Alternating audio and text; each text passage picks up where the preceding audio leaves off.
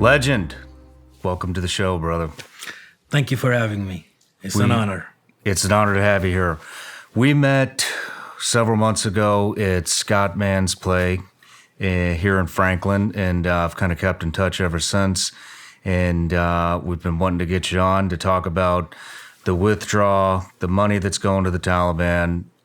I think there are very few people around that have a more in-depth insight than you do. And so this is going to be a heavy episode, but I just want to say that I really appreciate you coming. And I know this is going to be very eye-opening to a lot of Americans and probably the world. Before we get any farther into the interview, Legend, I just wanted to explain to the audience why the camera shots are different. Your true name and face can never be revealed, at least not right now, due to the fact that you still travel over to Afghanistan and fight and are a member of the NRF, which is the Afghan National Resistance Front fighting force. Just wanted to make that clear. Now we can carry on. Well, thank you for inviting me. It's my pleasure. I never thought that 23 years after 9/11, I would have to come here to the Shawn Ryan show to tell the world that the Taliban is a terrorist group. And yet I'm here. And we're doing just that. It's a real shame, isn't it? It is, absolutely. But let me give you an introduction real quick. So you were born in war in Afghanistan. You immigrated to the United States before 9/11. You joined the US Army as a linguist and in the intelligence community as an analyst. You deployed to Afghanistan to Khost, Bagram, and Kabul. Returned to the U.S. to train Afghan forces pre-deployment. You returned to Afghanistan with the Department of Defense, and now you are part of the NRF, the Afghan National Resistance Front. And you're here to get us up to speed on the U.S. Taliban relations. And I think that's the primary goal of this. And as much as I can't wait to dive in, I'm very concerned about what I'm going to hear, and I think the rest of the world will be too. I think you'll be surprised. But before we get too serious, everybody gets a gift. Everybody gets a gift. So, wow, ranch. Little ranch dressing for you. So, after our dinner last night, you said when you came to America, you had a ranch addiction and it went on everything. And there's also some gummy bears in there for you. I am still addicted to ranch. Well, maybe you can dump them on those gummy bears. Well, today you also get a gift, Shawn. Oh, nice. I love gifts. Oh, boy. I should have warned you. It may make you sad. What is this? This is a flag that the Taliban burned in 2022. We recovered it from Afghanistan. Oh, man. This is when the Taliban were celebrating their first-year anniversary in Kabul. This is what they were doing and chanting "Death to America" all over Kabul. And there's a few of these flags. So you personally recovered this? Yes, and I gave the first one to General Joseph Votel, former U.S. Central Command CO. The other one went to Colonel Mike Waltz, Congressman Mike Waltz from Florida. Oh. And then the third one went to Lieutenant Colonel Scott Mann. And then you have the fourth one. Well, thank you. That's, I don't know what to say. Thank you, but absolutely, it will be in the SRS museum in here. Thank you. Wow. Well, before we get too in the weeds about everything that's going on, I want to dig into a little bit of your background to kind of qualify you on why you're able to speak on this and how you become so informed. So, what kind of work were you doing for the U.S. Army in the global war on terrorism? So I joined the U.S. Army at the age of 17. And because I was born in Afghanistan, I was in a very unique position. Every general out there wanted an Afghan with him. And there were linguists, obviously, as contractors, civilians, but there weren't many Afghan Americans in the U.S. Army. So I knew the language, I knew the history of the country. I was born there, and I was an American soldier. I had a security clearance, and so I worked under the umbrella of the intelligence community. Unlike other U.S. Army soldiers who have one MOS, I had an MOS too, one, but they do one specific thing. Where I was deployed, one day I was with the division headquarters, the next day I was with the CID at the gate, the next day I was helping during an interrogation. I was everywhere. And so my job, like I said, fell under the US Army Intelligence. I did linguistics. I deployed to Afghanistan. After my deployment, I returned to the US. I was stationed here in Fort Riley, Kansas, and we had this pilot program where we would train Afghan soldiers who would come here for training and they would go back to Afghanistan. At the same time, we also had pre-deployment training for U.S. forces who were going to Afghanistan. So the U.S. government had started this pilot program. It was to give the U.S. soldiers a taste of Afghanistan before they go to Afghanistan. And we were there. We started this at Fort Riley. I played a very, very tiny role. We had role players in there, Afghan-American civilians who the government would hire and bring. And so there was a whole Afghan village inside America, inside this military base. There was a call to prayer. Everyone spoke Farsi or Pashto. There was a local villager, an elder, a mullah, a governor, and those Afghan soldiers who were here. And then the U.S. soldiers would partner with them and they would go on joint missions. Yes, we were involved in that. Interesting. Yeah. Interesting. How many times did you deploy to Afghanistan with the U.S. government, the U.S. Army? 2. One in 2007, and then an additional one with DOD in 2011. And what kind of work were you doing over there? So I think we covered the Army part. The other one, while I was in Afghanistan, I was still in the Army, just not active duty. I was on reserves. What units were you attached to? 82nd was my first unit, then Fort Riley, the big red one, Okay. 1st Infantry Division, yes. And then following that, I was on a special assignment in the West Coast that also fell under the intelligence community. Is something that I cannot talk about. Okay. Yes, but it was that. And then following that, I went on my tour to Afghanistan again. And this was with the DOD under a contract. And it was basically similar to what the CIA did, what you did in Afghanistan, except I was not CIA. Okay. And we were civilians. We would do RFIs. We would get requests for information. We would go to villages, go to different places, and get that information. I had recruited,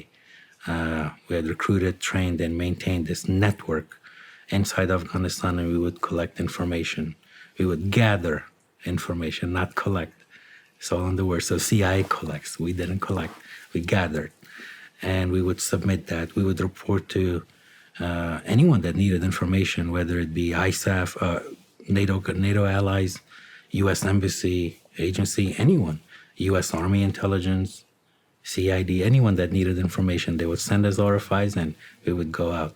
So the way it worked was, as you know, when there's a US team that leaves the base in Afghanistan, goes on a mission, they have to have a certain amount of individuals, troops, vehicles, QRF has to be there, the roads have to be green. And so in my case, that wasn't the case. I had a freedom of movement letter from the commanding officer, which at that time was the Turkish military. And so I was out about in Kabul every day in a two-man team. It was me and my partner. We would go meet, collect the information, and come back. Was your partner also an Afghan American? No, he was an American. He was a U.S. Army Ranger, former, and then contractor. And then later on it switched, and then it was one of the Turkish allies. Okay. Yes, a former Turkish, I don't remember what their intelligence agency is called, but he was from the Turkish external agency, but now he had joined, he had joined this contract. He was there as a civilian.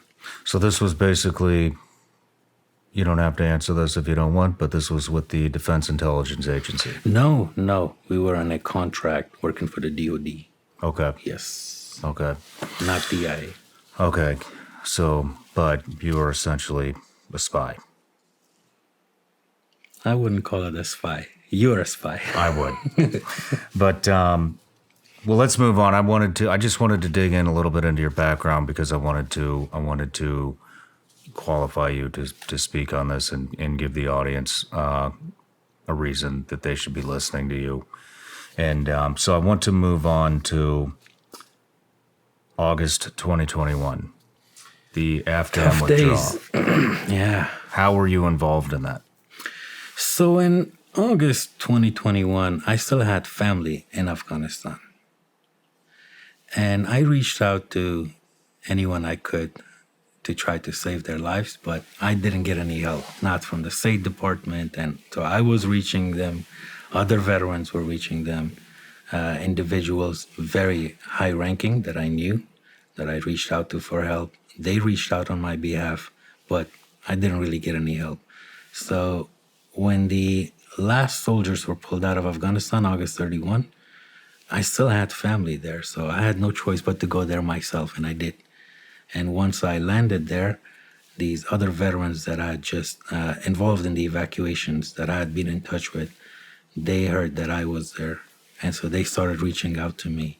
It's really funny, I remember while I was there, I spoke to a sitting U.S. senator that called me asking me for help. So he/she, I don't want to identify that individual, but it's a certain U.S. senator, and he called me asking me to help this American citizen that was left behind. And I was shaking my head. I'm just a veteran. I'm not special forces. I'm not agency. They're there, and you're calling me to save an American. It's not my job. It would be my honor to do it, but why aren't you doing it? You're a United States senator. But that's how we got involved. There were so many Americans left behind, especially after the Abbey Gate bombing. There were reports that even U.S. passport holders were turned around from the HKIA. It was a mess. There are still Americans in Afghanistan right now. Yeah. Do you know where? All over Afghanistan. How are they surviving? And they're in hiding. So I'll give you an example. You could say there's a father, American citizen in Afghanistan, and his children are Afghan citizens. And his children under the age of 18 are eligible to come with him. But let's say he has a daughter that's 23. She's not eligible to come with him. And what kind of father would leave his daughter behind? The mercy of the Taliban. So now that father has decided to stay with his family, with his daughter. Okay? And now the State Department, the current administration is saying that father has chosen to stay in Afghanistan. The reality is you have made it impossible for him to come. He doesn't want to stay there. There are so many Americans in Afghanistan still to this day, man. How many Americans do you estimate are still there? I don't know the exact answer, but I'll tell you it's definitely not the 100 or so individuals Mr. Biden told everyone there were. What would happen to those Americans if Taliban found them? Dead, beheaded, executed, their families raped. Do you think this has happened to any Americans yet? It is happening to people in Afghanistan on a daily basis. Here's the situation. You've got China, Russia, Ukraine, the border. The banks seem to be collapsing. Plus, the Chinese just negotiated with Iran, Saudi Arabia, and Brazil to drop the US dollar. And most Americans, including myself, feel that we're in a recession right now. But despite all the evidence, I can't tell you what's going to happen for sure. Nobody can. Yet when it comes to your money, you should understand what's at stake. That's why I partnered with Goldco to possibly help at times like this. Go to ShawnLikesGold.com or call 855-936-GOLD to get your free gold and silver kit. The kit shows you how to defend your money with precious metals and how listeners of the show could get up to $10,000 in bonus silver. Go to ShawnLikesGold.com or call 855-936-GOLD to get your free gold and silver kit. I can't predict the future, but I can certainly prepare for it. So go to ShawnLikesGold.com or call 855-936-GOLD now. Performance may vary. Consult with your tax attorney or financial professional before making an investment decision. As a SEAL, I learned that efficiency and speed come from deliberate actions. And when you want the best, you have to act quickly or something else will get it instead. It's like if you're hiring for your business, you want to find the most talented people for your open roles before the competition scoops them up. So you'd better be efficient and fast. That's where ZipRecruiter comes in. ZipRecruiter finds qualified candidates fast. And right now you can try it for free. It's ZipRecruiter.com/SRS. ZipRecruiter's powerful matching technology takes center stage to identify top talent for your roles. Immediately after you post your job, ZipRecruiter's smart technology starts showing you qualified people for it. Amp up your hiring performance with ZipRecruiter and find the best fast. See why 4 out of 5 employers who post on ZipRecruiter get a quality candidate within the first day. Just go to this exclusive web address right now to try ZipRecruiter for free. ZipRecruiter.com/SRS. Again, that's ZipRecruiter.com/SRS. ZipRecruiter, the smartest way to hire. I want to tell you about this business venture I've been on for about the past 7-8 months, and it's finally come to fruition. I've been hell-bent on finding the cleanest functional mushroom supplement on the planet, and that all kind of stemmed from the psychedelic treatment I did. Came out of it, got a ton of benefits, haven't had a drop of alcohol in almost 2 years. I'm more in the moment with my family. And that led me down researching the benefits of just everyday functional mushrooms. And I started taking some supplements. I found some coffee replacements. I even repped a brand. And, you know, it got to the point where I just wanted the finest ingredients available, no matter where they come from.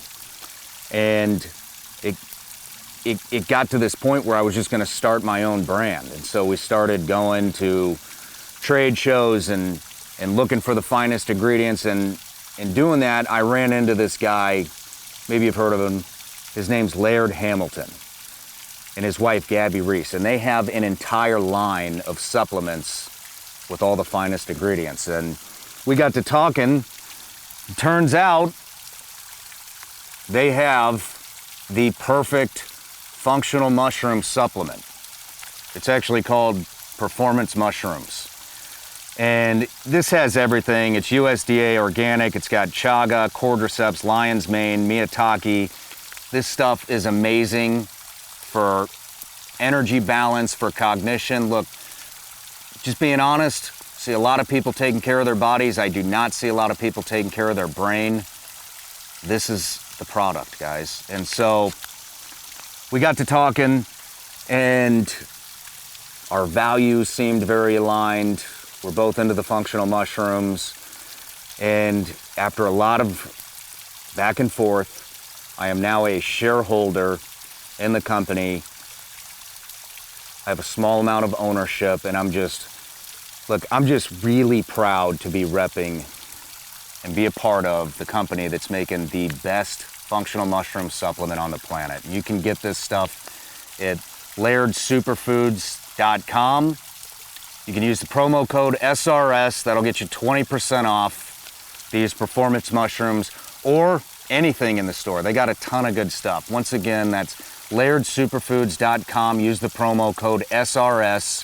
That gets you 20% off. You guys are going to love this stuff. I guarantee it.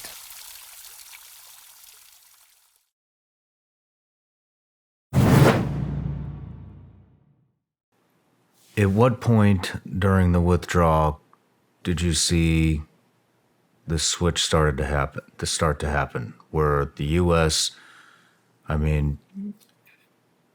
unfortunately abandoned our allies, We had trained for 20 plus years together.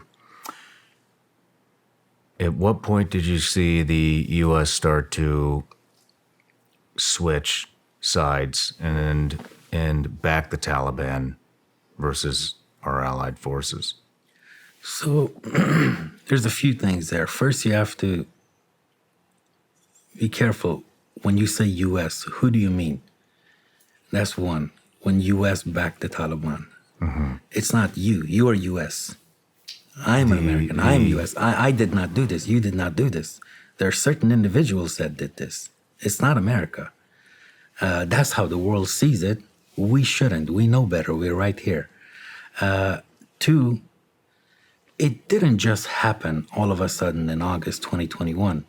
This thing started during the DOHA deal. It started in 2020.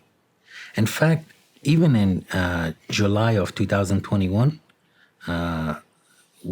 months before the official evacuation, there were U.S. CIA officers were sending CIA and as well as U.S. military partners of the Afghan Air Force. They were sending messages to those pilots, Afghan pilots on the ground, in June and July, saying, in case of emergency, take your plane to Uzbekistan. This is in July, way before the evacuation. There were even cases where the U.S. was giving visas to the U.S. Embassy in Kabul. They were granting visas to commanders of forces such as Host Protection Force. They were evacuating the commanders and their families. So we know what a chain of command is, having both served in the military. Once you cut off that chain, you remove that commander at the peak of battle. What happens to that chain? It deteriorates. Yes, and that's exactly what happened. But all of this started in 2020 with the DOHA deal. What is the DOHA deal? A conspiracy, anything but a deal, anything but a good deal for the people in Afghanistan or for us in America, for both countries. It only benefited the Taliban. DOHA deal is a very complex issue. This is an agreement that was signed between Zalmay Khalilzad, the U.S. ambassador for Afghanistan, the U.S. special envoy for Afghanistan at that time, and the Taliban. They signed it in Doha. What happened was Zalmay Khalilzad started pushing this idea with the help of the State Department that there are good Taliban and bad Taliban.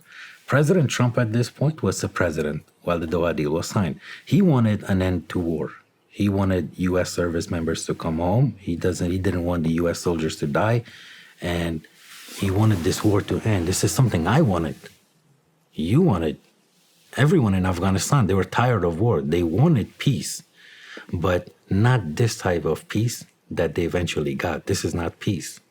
They wanted to, from the Afghan side, they were looking at this Doha deal as a way to make the Taliban mainstream, bring them into politics, drop your weapons, send in elections.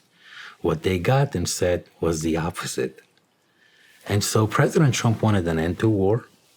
The Afghan government wanted an end to war. And so they said, let's give the Taliban a chance and let's negotiate with them. And so Zalmay Khalilzad, on behalf of the U.S., met with the Taliban in Doha and Qatar. And they brought, the Taliban sent Mullah Abdul Ghani Baradar to Doha. Mullah Ghani Baradar is the individual Sarah Adams, the CIA target, arrested. And so he was released because of the lobbying that Zalmay Khalilzad did. He was released from the prison and he was put in this mansion in Doha, and he negotiated on behalf of the Taliban. Now that guy is the brother-in-law of the founder of Taliban. He was the chief of operations for the Taliban for about 15 years in Afghanistan. So all of those U.S. soldiers that died in battle, that man is directly responsible. But now he's there, and Zalmay Khalilzad is saying this is a good Taliban, and he wants peace.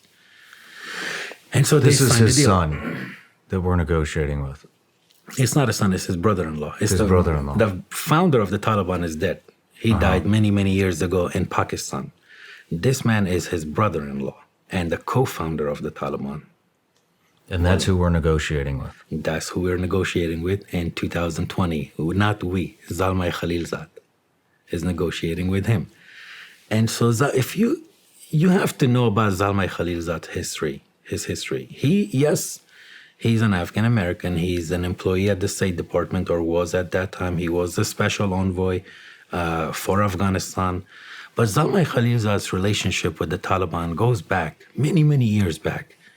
1999, Zalmay Khalilzad was in Houston, Texas, and he invited the Taliban to the United States, to Houston, Texas, and the Taliban were here. Not just any Taliban, Amir Khan Muttaqi. Amir Khan Muttaqi today is the foreign minister of the Taliban, a senior Taliban cabinet official. And so Zalmay Khalilzad's relationship with the Taliban goes back all the way to 1999. I'll say it like this. If I tell your viewers to close their eyes right now and picture Taliban, right? And then I ask you what you saw, I know what you did not see. You did not see a guy in a suit and a tie, clean-shaven, right here in the United States. But that is exactly where they are. That Zalmay Khalilzad individual, he's Taliban in mind, in action. He's been supporting the Taliban and lobbying for the Taliban since 1999, at a time when he knew back in 1999 that Taliban were executing women in stadiums. They were hosting Osama bin Laden. And all of those things that the Taliban were carrying out, Zalmay Khalilzad was aware of it. He didn't care. So now going forward, now that you know Zalmay Khalilzad, he worked for the State Department. He was tasked. So President Trump wanted peace. I'll go step by step. And he asked State Department for help, some Afghan expert. And he was given Zalmay Khalilzad. And so Zalmay Khalilzad goes to Doha, negotiates with the Taliban, and he comes up with this agreement. And there's 4 parts to that Doha deal. One is the U.S. will withdraw its forces from Afghanistan if the following happens. The Taliban do not host Al-Qaeda. The Taliban do not allow their supporters or give safe haven or any sort of support to Al-Qaeda. And that Taliban agree that they will not allow Al-Qaeda to use Afghanistan's soil for attacks against America and America's allies. And then the Taliban must become mainstream. They must enter into negotiations like the Doha deal with the Afghan Republic, with the Constitutional Republic in Afghanistan. And then the Taliban agreed to a permanent ceasefire. And if all of these things happen, the U.S. will withdraw. President Trump will withdraw all of the U.S. forces. But only one of those things happened. The Taliban violated all of the others. They failed to negotiate with the Afghan government. They took over the Afghan government.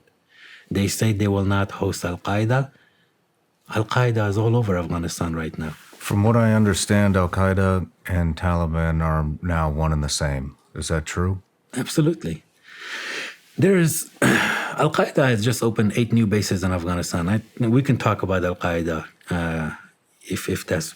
Yes, we can talk about it. Al-Qaeda has 8 new bases in Afghanistan right now. This is according to UN Security Council, UN investigations.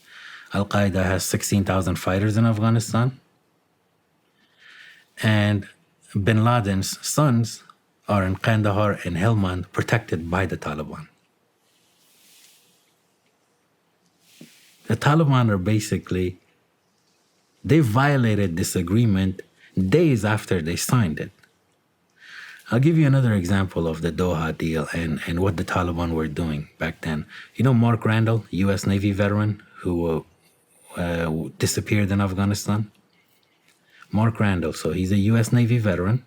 He's an American engineer who was in Afghanistan at around the time when the Doha deal was being negotiated between Zalmay Khalilzad and the Taliban leader.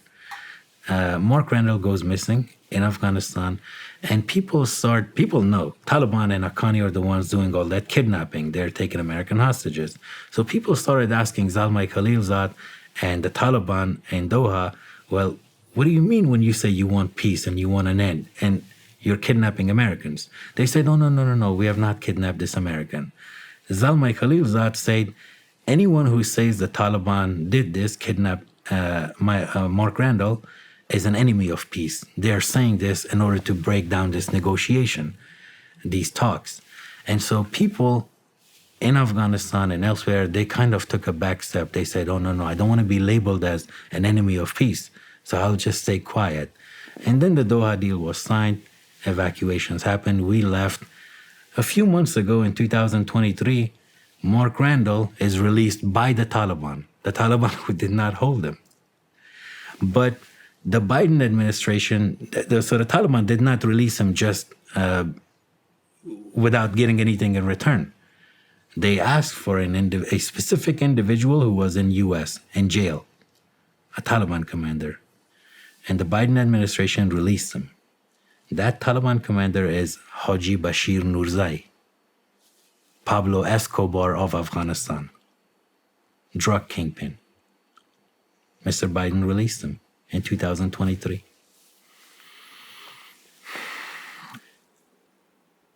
Let's go, before we get into Al-Qaeda and Taliban, I want to go back to what was happening during the withdrawal. It seemed, I've interviewed a number of people on this subject, and it seemed that like the assassinations, all of the carnage that started happening over there, it seemed like a light switch. How fast did that start happening to the Afghan people? And who will start there? Like I said earlier, it didn't just happen. To those in Afghanistan, they were watching this unfolding every day. And this could have been prevented. Unfortunately, at this point, Mr. Biden and his administration had won the elections, and he was in charge, and he refused to support them. The president of Afghanistan at that time, Ashraf Ghani, he sent a letter to Mr. Biden requesting a list of defensive weapons that the Afghan government needed in order to defend, in order for the security forces to defend the people and the country against the Taliban. Mr. Biden received it, and he said this is a wish list. He's not going to get it, knowing that the Taliban were advancing. The Zalmay Khalilzad's point, his objective was that the Taliban would circle eventually the Afghan presidential palace, forcing Ashraf Ghani into signing an agreement, handing over power to the Taliban. Now, Ashraf Ghani, he wasn't a good president. He had bad policies. But nevertheless, he was elected by the Afghan population. It was a democratic elected government. Now think about this. Had Ashraf Ghani chosen to stay instead of fleeing, right? He would have handed over this government to the Taliban, and today the Taliban would have been a government that was recognized by the whole world. So I'm not saying Ashraf Ghani was a good man who planned this. He just left. Now, the first vice president, he went to Panjshir Valley to join the resistance. And he took with him this legitimacy from the Taliban. He took it. Had they stayed, the Taliban had already entered Kabul. They had circled the presidential palace. They would have forced them into signing over this government, handing over the government to the Taliban. Your question was, I forgot what your question was. We're talking about Basically, what I'm getting at is what started happening to our partner forces. So, yes, I remember. The U.S. had stopped contract support for the Afghan forces. As I said earlier, the U.S. was granting visas to the commanders and basically destroying whole units. The command was being removed, and soldiers basically had no one to give them orders. And so as the Taliban approached, these guys were out of ammunition. They had no air support.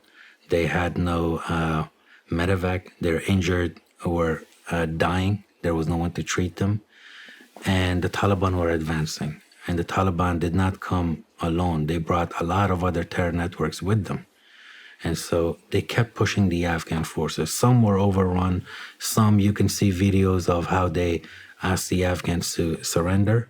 And when the Afghan forces ran out of ammunition, ran out of bullets, they did surrender. But then the Taliban massacred all of them. And this continued all the way until the Taliban reached Kabul. They took over Kabul. And at this point, the resistance had been declared. All of Panjshir Valley, the Panjshir province just north of Kabul, was the only province that had not fallen to the Taliban. It was getting besieged by the Taliban on a few different fronts, from the north, from the east, from the south, from the west, and now the Taliban were approaching from the south, from Kabul, in large numbers. But most of the commandos, even from as far as Helmand and Kandahar, they got in their vehicles and taxis and any other way they could. They all came to the Panjshir Valley to defend this one place, to rally here, and then start counter operations against the Taliban. So they were there. Unfortunately, even at that point when Mr. Biden and the whole world saw that the Taliban were right there and they had besieged Panjshir, even at this point, he refused to help the last democratic forces in Afghanistan. And so what happened was many, many people, members of the Afghan military, were executed by the Taliban. Do you have an estimation of how many? Thousands. Thousands. It's hard to tell, man. But it's thousands. What When about I their went families? to Afghanistan, after the evacuations were over, when I went there were still dead bodies on the sides of the road, man. And it was still happening. It was in the end. They were still killing people. I saw Taliban had hanged individuals. I saw Taliban drowning a man in the river. All of these were what we call our Afghan allies, our Afghan partners. And it's continued. It's continuing. It's even happening right now as we speak. The oppression of women, revenge killings, looking for former Afghan military, government officials, civil society. They're still attacking them. They're still killing them.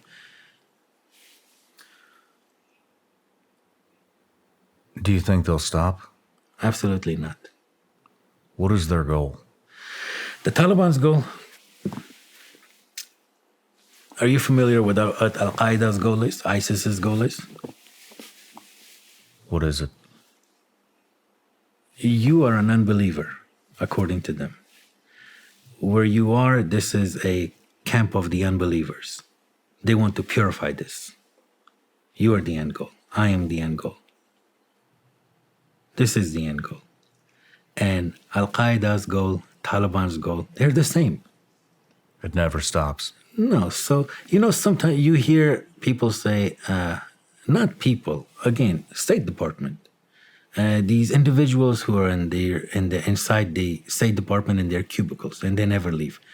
They say Al-Qaeda is a problem. Taliban is not a problem. There's Taliban 2.0 and Taliban 1.0. They say this. The reality on the ground is not that. It's different. The leader of the Taliban, Haibatullah Akhundzada, who's in Kandahar right now, you know what his title is? His title that it's mandatory for all Afghans to address him by that title. It's Amirul Mu'mineen, the commander of the believers. Which believers? I'm a believer. I'm a practicing Muslim. I'm an American Muslim. That man thinks he's my commander. He's the commander and commander of all the Muslims in America, all the people in Saudi Arabia, in the Gulf, in India, in Indonesia, in Europe, in America, in Canada. He's the commander of all of them. Now you come and you tell me, State Department tells me, oh, but this is Taliban 2.0, this has changed. What you don't know is Taliban's ideology. There's no difference between Taliban and Al-Qaeda. Their ideology is identical. They're two sides of the same coin. They both want the same thing. They think that after Afghanistan, they're going to link up with the army of Mahdi. And this is basically the judgment day is nearby. It's around the corner. And so they're going to join, they're the army of Mahdi who's going to go to Damascus in Syria, and they're going to link up with the Messiah. I'm not kidding, the Messiah, Jesus Christ. And that this is the army that will link up with Jesus Christ, march on Jerusalem, take over Jerusalem, liberate Jerusalem, and then liberate the West, liberate America, liberate Canada. When ISIS and Al-Qaeda and these guys in Afghanistan, when they look at America, they don't see the United States of America. They see the Islamic States North America province, the Islamic States Latin American province, the Islamic States European province, just like Afghanistan to them is the Islamic States Khorasan province, ISKP, what you call them. Wow. What happened to our allies' families? Are they being killed and persecuted as well? Yes. The short answer is yes. Now, who's your ally? Is it the guy that was your interpreter, your barber, who's your advisor? Who's your ally? Is it the guy who, 96% of the people in Afghanistan did not pick up a weapon to kill Americans when Americans were there? Aren't they your allies? So who's the ally? I'm not talking to you. I'm talking to all the viewers, all the listeners. Who's the ally? So are their families getting massacred and killed by the Taliban on a daily basis? Absolutely. But if your definition of an ally is interpreter, and your question is if that interpreter's family, mother, father, children are getting executed, yes. So the Taliban's agenda in Afghanistan is to wipe out the entire ideology of anybody who took part in aiding the U.S., whether it was a barber, whether they were fighting alongside us, whether it was the government officials, their families, everybody. Exactly. But first them, then you.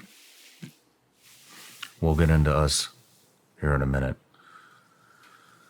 Look, let's get back to the evacuation. I want to cover the evacuation before we get into the weeds on this other stuff. Let's talk about how many people did we evacuate? How many people did the U.S. evacuate from Afghanistan? The Biden administration claims it evacuated about 120-something thousand individuals.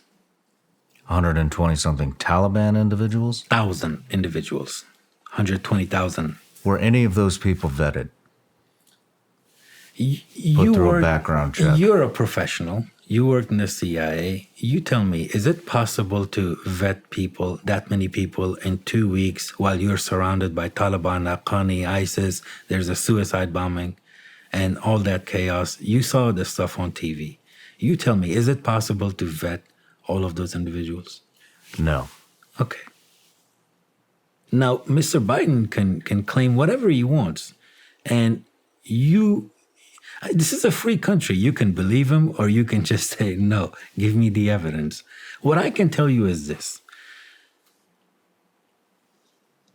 About the veterans, most veterans involved in this, they're all in agreement in this, that about 70% of the people that Mr. Biden evacuated were not eligible to get any of the visas. They were not vetted.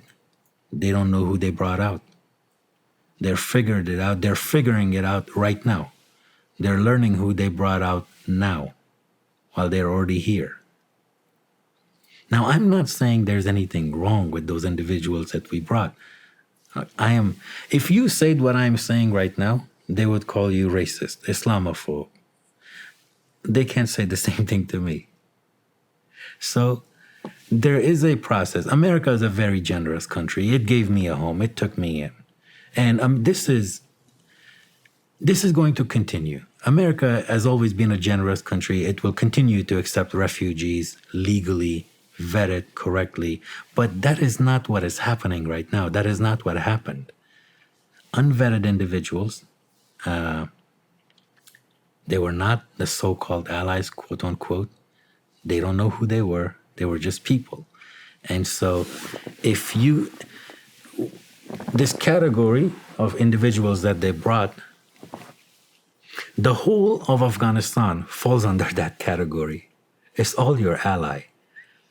Are you going to evacuate all 40 million of the Afghan people and bring them here? You tell me, is the evacuation the solution here? Or is it just a Band-Aid to this problem? It's a Band-Aid. Yeah. You were in Afghanistan too, right? You were deployed there. You trained the Afghan forces. You worked with them. Did you ever think that you were doing this in order to bring these guys and make them your neighbors in America? Or were you doing it so they could fight for their own country, defend their own country, keep terrorism at bay? And when Afghanistan is free and safe, America is safe.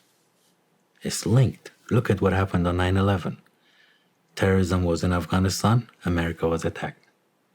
Now the same thing has happened again. Now what some people are actually doing right now is they're even evacuating the Afghan commandos. They're evacuating or lobbying to evacuate Afghan intelligence officers, Afghan commandos, tactical teams, pilots. The very individuals who took the oath to defend the Constitution of Afghanistan, the people of Afghanistan, now they're evacuating them and bringing them here to the United States. And once they come to the United States, they're not going to be pilots. They're not going to be CIA. They're not going to become generals in the U.S. military. They probably won't even be able to join the military. So what they end up doing here is gas station clerks, Uber drivers. Nothing wrong with those jobs, and nothing wrong with some of those individuals, all of those individuals being here. But if you zoom out and look at the bigger picture, try to justify to me that bringing these professionals, trained individuals here is better than for them to be in their own birth country and their homes with their families and fight for their country, defend their country, save their country. And once again, when Afghanistan is safe, America is safe. What do our former allies think of us now? It depends on who you talk to. Depends. Some are very pissed. Some feel naturally very, very betrayed and abandoned, because it's not the first time America has done something like this to the people in Afghanistan.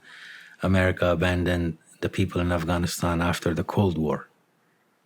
2 million Afghans died in that war. That was not a Cold War between Afghanistan and the Soviet Union. Afghans made so much sacrifices in that war for freedom. But once the war was over, America abandoned Afghanistan. In 1996, when the Taliban came to power, there was many things America could do. America betrayed Afghanistan, abandoned it. 2001, after we went in there, we didn't give the Afghan people what they wanted, a decentralized system of governance. Instead, we gave them Mr. Hamid Karzai. We gave them Ashraf Ghani. We gave them, during the Bonn conference, we gave them what we thought was good for Afghans. What America thought, what Zalmay Khalilzad thought was good for Afghans. We gave them that. And now in 2020, 2021, so between 2001 and 2021, the evacuations, do you know how many Afghan soldiers laid down their lives, made the ultimate sacrifice? Half of the Afghan army were killed by the Taliban between that time, 2001 to 2021. Half the Afghan army. And then Mr. Joe Biden decides to abandon them. And you know what he said when he was doing this? He said, we, America, gave them everything we could. One thing we could not give them was the will to fight. We gave them everything we could. We could not give them the will to fight. The people in Afghanistan were fighting the Taliban and Al-Qaeda long before Joe Biden even knew what Al-Qaeda and Taliban was. I doubt he still knows what Taliban and Al-Qaeda are, because if he did, he would not be calling them good Taliban. He would not be saying from the White House podium that America is working with the Taliban. This is chaos, Shawn. I know it is. And it's happening before everyone's eyes, and people are not even noticing it. So during the evacuations, what became known as the Abbey Gate bombing, a few days before this, the National Resistance Front, the resistance that had already been declared, members of the Afghan government intelligence commandos were there. They received reports and they notified the US that the Taliban will carry out suicide bombings at the airport. And this is the only way the Taliban will be able to take control of the airport and push America out. And they may blame it on Al-Qaeda, ISIS, or any of their other buddies. But there were warnings coming from the resistance that the Taliban were planning suicide bombings. Now, 13 service members died in that attack. That's not going to change. We cannot bring them back to life. It's a tragedy what happened. Many American soldiers were wounded. Sergeant Tyler Vargas Andrews, look at that kid. Look at what happened to him. About 200 Afghans were also killed. For those that don't know, he's lost a leg, he's lost his arm. And an arm, yeah. He's lost all his friends. Yes. His entire life is different now. It is. It's It is. completely... But they say ISIS did this attack. They were so quick to say ISIS carried out this Abbey Gate bombing attack. It may be right, it may be wrong, but why are you not talking about the fact that Taliban had 1,000 suicide bombers positioned all over HKaya? 1,000 suicide bombers. Their commander was Hadi, Taliban commander named Hadi. He's with the Haqqani network. Haqqani, Sirajuddin Haqqani, his nickname is the father of suicide bombers. He was 10 minutes away from the airport. The Biden administration were very quick into saying this is based on intelligence. Our intelligence, this is ISIS that did this attack. Now, it's the same intelligence that Mr. Biden received it's the same intelligence. After the Abbey Gate bombing, he ordered a strike against the mastermind of that ISIS attack. And the same individuals who told him this is an ISIS attack also told him the mastermind is right there in Kabul. He's planning more attacks. So Mr. Biden orders a drone strike against that vehicle carrying the ISIS mastermind. And everyone in that vehicle dies. General Mark Milley at the Pentagon, he said, we can confirm that this was the ISIS mastermind, and he was on his way to carry out more terror attacks, more IED attacks. And how we know this is because of the secondary explosions. There were journalists in Afghanistan, and some of them decided to go and investigate this, the aftermath of that attack. It turned out that that mastermind of ISIS mastermind was an aid worker. I remember this. The people in the backseat, 7 children, innocent children.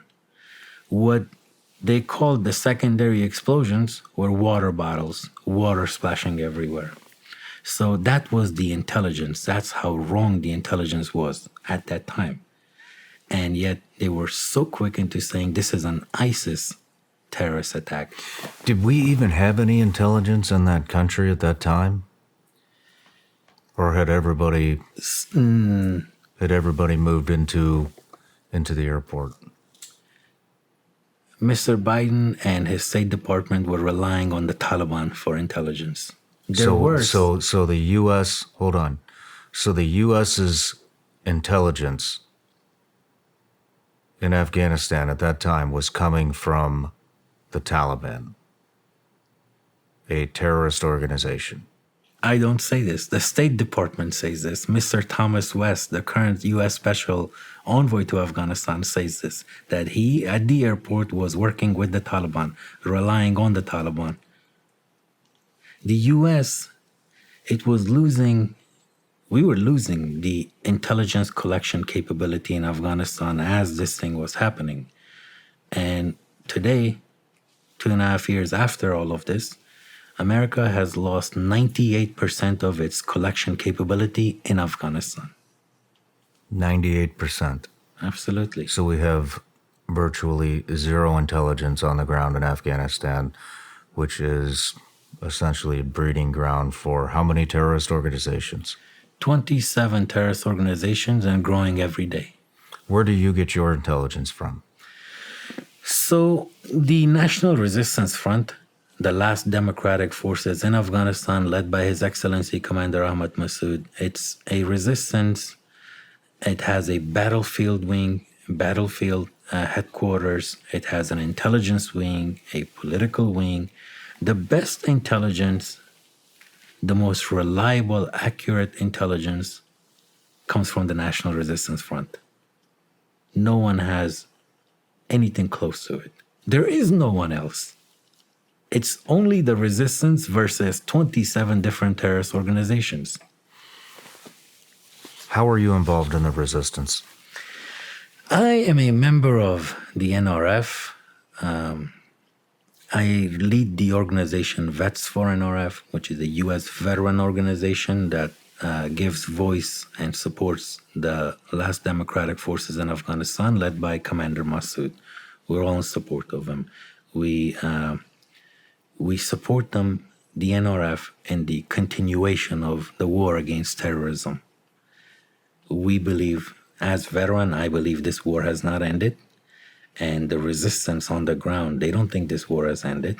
They see that this war has not ended. On a daily basis, they're carrying out operations against Al-Qaeda, ISIS, Taliban, Haqqani, and all of these other terror networks. And in fact, I have brought a list of all the recent operations for you. I'll give that to you in the month of March, and you will see dates, time, location, how many Taliban terrorists were killed, how many Al-Qaeda were killed. And this is continuing. The resistance is continuing against them. What kind of equipment does the resistance have? Everything that they had been assigned by the Afghan government. So the bulk of the NRF is Afghan commandos, KKA, the Qata'at Khas, and intelligence officers from NDS, regular Afghan army, and then volunteers from Afghanistan. So their equipment is a mixture of weapons from, and this is not a lot, a few from the last resistance against the Taliban from 1996, and then they have some of those weapons that those soldiers were able to bring with them as the country was, province was falling to the Taliban and they were coming into Panjshir. They started bringing in some of their vehicles, ammo, M4s, M16s, heavy weapons. They brought all of them to Panjshir. But it's not enough. What happened to all of the equipment, the weapons, the vehicles, the ammunition, the night vision that the U.S. had there stockpiled that we were using for the past 20 years? What happened to all that? The Taliban have all of them. And it's not just the Taliban. The Taliban, we're talking about $86 billion worth of bases, equipment, military equipment, and the items that you mentioned. All were left for the Taliban. And the Taliban are very generous with their brethren in Al-Qaeda and ISIS.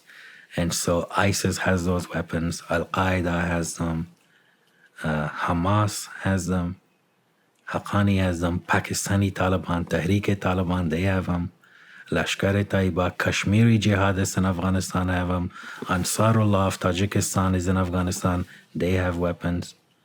The Taliban have given those weapons to everyone.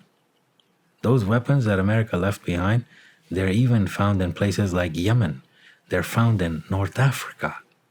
They're found in the current conflict between Israel and Hamas. All of these weapons were left behind. This is basically the way I look at it, it's the last gift-wrapped item that Mr. Biden left for the Taliban. And they're using that against the Afghan people. And once again, I'll say it once again, once they're done with the Afghan people, they're going to continue marching west. We'll get into that. On that note, let's take a quick break. Ladies and gentlemen, it has been a minute since I've done a Bubs Naturals commercial, but it has not been a minute since I've taken the best shit of my entire life. Actually, just knocked one out this morning. It was amazing. And I'm going to give you the secret. You ready? Here's the secret. You want the secret for the best shit of your entire life that you could do, I don't know, every day, maybe multiple times a day? Here's the secret. Bubs Naturals Collagen Peptide says it's good for joints, hair, skin, and nails. I'm surprised they don't put on there, it'll give you the best shit of your entire life, but hey, I get it, right? And you mix that with the Halo Creamer, that's MCT oil. Put these two together, you're gonna have a explosive hell of a day. These things are both Whole30 approved, NSF certified, and USDA approved. So there's that. On top of that, hold on, wait, there's more. If that doesn't get you going, which I guarantee you it will, you've got Bub's new coffee. So this is the first ever coffee bean Whole30 approved, if you can believe that. And we all know coffee can, speed things up a little bit in the morning. But hold on, wait, there's more. Apple cider vinegar gummies. Guys, I'm going to be honest, I don't know exactly what these things do for you, but here it says, promotes energy, immune support, promotes healthy digestion, and supports healthy metabolism. I can tell you one thing, good luck just eating one of these things, because at the end of the night, I will crush an entire bottle of these. That will not give you the best shit of your life. I wouldn't recommend it. It will speed things up, but you may not like the final outcome. And hold on, wait, there's more. There's more. Bubs came out with a lot of new products. They have these hydrate or die hydration packets, great for post-workout. All this stuff is great for post-workout, especially the collagen protein. Guys, here's another thing about Bubs. Bubs is a tribute company. It's named after Glenn Bubs Doherty, who was a Navy SEAL and a CIA contractor. He died defending our freedom in Benghazi, and Bubs donates a portion of every order to the Glenn Doherty Foundation, and they donate 100% of the proceeds from their products on Veterans Day every year. I love this company. They are just solid people with a solid product, and they just want everybody to experience the best shit of your life. Go to bubsnaturals.com, use the promo code Shawn for 20% off, and let's get it going. Over the past several years, Vigilance Elite Patreon has fueled what you now see today, The Shawn Ryan Show. Because of our patrons and their support, it has enabled us to produce the best quality productions that you see weekly, including our small team that continues to grow. I've done a complete restructure of Vigilance Elite Patreon in 2024 by adding new and improved tiers and giving them a unique name. Tier 1 is now known as the Seeker, Tier 2 is known as the Protector, and Tier 3 is now known as the Defender. And our newest tier, Tier 4, is known as the Patriots. One of our top benefits by joining Tier 1 is getting early access to all of the Shawn Ryan shows. This includes both audio and video. Our Tier 2 option houses the old school tactical training library that is still used today, along with our newest benefit, a behind-the-scenes take of The Shawn Ryan Show. I also include my file notes that give you a rundown of what me and my guests will discuss during the next episode. Tier 3 is the next option that allows you to have an end-of-the-month Zoom call with me, 24-hour early access merch drops, and a chance to be featured in The Shawn Ryan Show by asking a question for me to ask the guest. Our last tier is for those that are committed to the cause and expect nothing in return, although you will get access to all tiers 1, 2, and 3. No matter how big or small your contribution has been on Vigilance Elite Patreon, it has made a huge impact on the success of The Shawn Ryan Show. You see, without you, there would be no show, there would be no team to support me, and the thousands and thousands, possibly millions of lives that we've been able to have positive impacts on would have never happened. And for that, I would like to personally thank you. You can join me today for as little as $5 a month by visiting Vigilance Elite Patreon. Reports say 60% of U.S. pork production comes from one company owned by the Chinese, and their hogs are giving something called ractopamine, which is banned in 160 countries, to include China. Yet you find it in your grocery store aisle every day. There's a better way. I'd like to tell you about Moink. Moink delivers grass-fed and grass-finished beef, lamb, pastured pork, chicken, and sustainable wild-caught Alaskan salmon straight to your door. Moink farmers farm like our grandparents did, and as a result, Moink meat tastes like it should, because the family farm just does it better. The Moink difference is a difference you can taste, and you can feel good knowing you're helping family farms stay financially independent too. You choose the meat delivered in every box, like ribeyes, to chicken breasts, to pork chops, to salmon fillets, and much more. Plus, you can cancel at any time. Plus, they guarantee you'll say, oink oink, and I'm just so happy I got moinked. So keep American farming going by signing up at moinkbox.com/Shawn right now, and listeners of this show get free bacon for a year. That's 1 year of the best bacon you will ever taste, but it's only for a limited time. Spelled MOINK box.com/Shawn. That's moinkbox.com/Shawn. All right, Legend, we're back from the break. We still have a lot to cover. I want to talk about Taliban-China relations before we get into the money train that America is sending to the Taliban. What is it, 40 million a week or something? But we'll get into that. But I want to talk about how China's involvement, when it started. It was, to my understanding, that negotiations between China and the Taliban actually started before August 31st, 21. Is that true? That with is the true. lithium. That is true.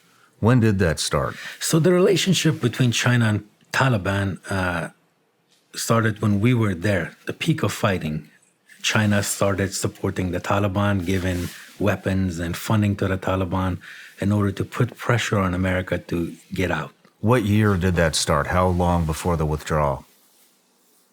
Well, you see, talking about China, you're talking about a very powerful country who doesn't leave evidence behind. Not that easy. So it's hard to pinpoint it, but you could say this thing started around 2006, 2007, maybe 2005. That when early? the Taliban started their operations against America. When did you start noticing Chinese officials just blatantly negotiating with Taliban in Kabul? You see that happening after the evacuation. So I'll tell you this. So President Biden ordered the withdrawal, and it took place on August 31, 21. 2 days later, on September 2, a plane took off from China, landed in Bagram Airfield in Parwan province. Large, huge military installation built originally by the Russians when they had invaded Afghanistan. And then it's such a strategic and important location that was the US's headquarters. And during this entire time that we were there, America was there. And so billions of dollars have been spent on this Bagram airfield. It has a 12,000-foot runway, one of the busiest runways during the war. Anywhere in the world was Bagram airfield. Bagram is so huge, I don't know if you've ever been there, as you know, it can house 20,000 personnel. It's a huge base. There are restaurants, shops, everything is inside that base. It's a very modern city inside Afghanistan. And so this plane from China landed in Bagram airfield carrying about 150 Chinese nationals. And they immediately started giving life back to Bagram. So when the US had left a few months ago, left Bagram, not Afghanistan, just Bagram, abandoned it, the Taliban, who were in the Safi mountains around Bagram, came in and to some extent destroyed Bagram. And then as the evacuations were happening, the Taliban decided to release all the prisoners, Al-Qaeda and ISIS, that were also in Bagram. So those prisoners started damaging the base. And so 2 days after the withdrawal, September 2, 2021, this plane carrying 150 Chinese, it landed in Bagram and it started rebuilding it. Within about 2 weeks, more planes from China landed in Bagram airfield. And since then, there has been a consistent amount of approximately 350 Chinese nationals in Bagram, and they never leave. They have no reason to leave. So would you say September of 21 is the first time that the Chinese overtly showed presence in Afghanistan? September 2. September 2 days after we left. Yeah, I meant September of 2021. Yeah, and that's not all, though. It's worse than that. China is helping the Taliban build a military division. There's a defense company in China called Norenco. It's a big defense company, a weapons manufacturer. They have held so many meetings with the Taliban's defense ministry. Now, the Taliban's defense minister is Mullah Yaqub, son of the founder of the Taliban. Mullah Omar's son today is the defense minister in Afghanistan. He has held many meetings with Norenco, and so have other Taliban officials. And so Norenco is known as a company that gives arms, military equipment, surveillance equipment in exchange for minerals. These are called arms for minerals deals. And so they have been giving the Taliban new technology. Huawei, a Chinese company, through Norenco has installed over 100,000 cameras in Kabul alone, and also in elsewhere in strategic places in Afghanistan. They have given the Taliban a state-of-the-art surveillance system. Did you just say 100,000 cameras? In Kabul. Is this these AI-type cameras that with facial recognition? A surveillance system. They have it in China. They're giving the same thing to the Taliban. And that's not even it. The Chinese are involved and they have signed with the Taliban billions of dollars worth of contracts to extract minerals from Afghanistan. All of these are illegal mining extractions. And so the Chinese are involved in extracting lithium. And Afghanistan is the world's largest. It has the world's largest deposit of lithium. And so it's lithium. Chinese are extracting gold, other rare earth minerals in Afghanistan, copper. For those that don't know, lithium is what all of the batteries are made out of. That you hear about the green initiative that people are pushing. That's the interest. So here in the U.S., Chinese are producing all of our green initiative power supplies by basically infiltrating Afghanistan and creating these minerals for weapons deals with the Taliban. Absolutely. In fact, that phone in your pocket right now, that has a lithium battery. And so when China extracts all of this lithium, who are they going to sell it to? Back to the United States. Yes. And it's not even the end. The Taliban sent one of their commanders, a terrorist, to China who met with the president of China, Xi Jinping. And the Chinese president accepted his credentials and handed over to him the embassy of Afghanistan in China. Similarly, the Chinese have sent their own ambassadors to Kabul, who has been recognized by the leader of the Taliban. They have, short of that official officially the president of that country, that communist party, saying, I have recognized the Taliban. Short of that statement, there is relationships on so many levels, military, political, business, between China and the Taliban-controlled Afghanistan. Chinese are building warehouses in Afghanistan in the middle of nowhere. In the middle of nowhere. So as a investor from America, as an honest businessman, you wouldn't go and spend $500 in that place. It's in the middle of nowhere, but not China. This is all part of that Road and Belt Initiative of China, $1 trillion worth of project, a huge project that intends to connect all of Asia to Europe. So China has long-term goals. And now you want to know what the U.S. is doing to counter China?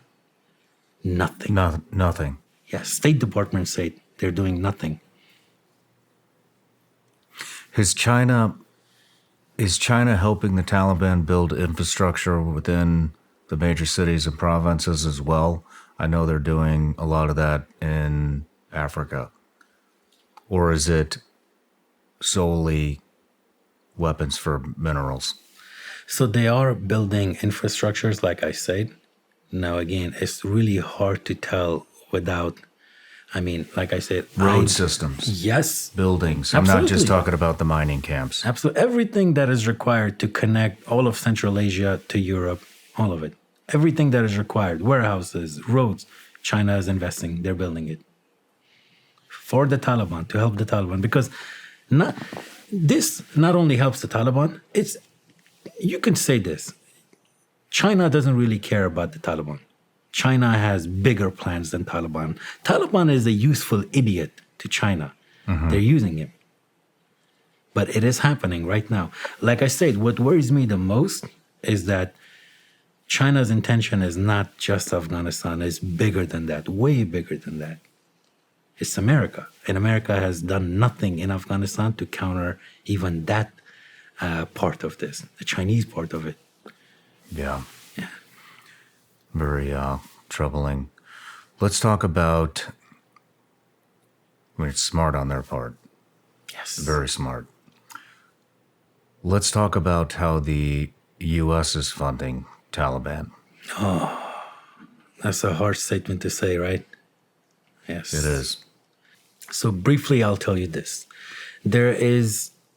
When this evacuation was happening, the Afghan people had about $7 billion of their money in the Federal Reserve Bank of New York for safekeeping. After the evacuations, President Biden decided to cut this money in two, send $3.5 billion to Switzerland. He said the reason he did this was because the survivors of and the family members of the victims of the terrorist attack of 9/11, their lawyers were trying to get a portion of this money because now that the Taliban were in power in Kabul. And because the Taliban had a role in 9/11 by giving safe haven to bin Laden and support to bin Laden, well, then they can sue the Taliban now. But the way the rest of us saw this is America is a system. There are courts, there are laws. It's not easy for somebody to for one victim to just take money from another victim. It's not the right thing to do, and it will not happen in any court. So the money was safe right here. That money being here in the United States meant that money would not go to terrorists in control of Afghanistan. But what Mr. Biden did is he cut it in two, kept $3.5 billion here in the U.S., and then transferred the other $3.5 billion to Switzerland in a bank account that is called the Afghan Trust Fund.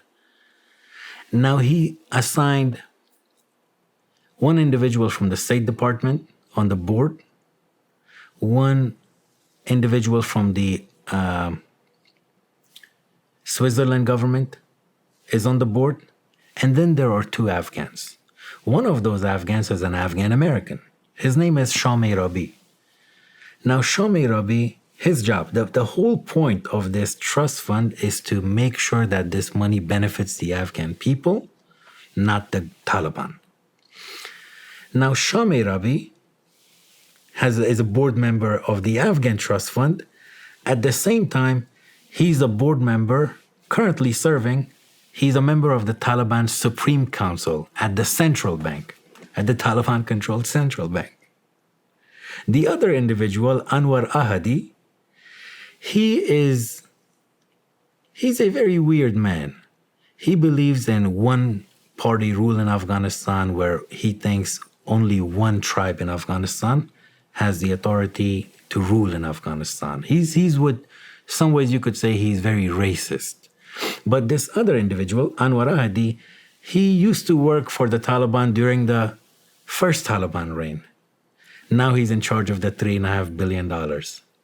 And this $3.5 billion, it has been accumulating, generating interest. It's been there for over 2.5 years. It has generated about $200 million in interest. Now, what is their plan, what they have or are doing with that interest money? Some of that is used to,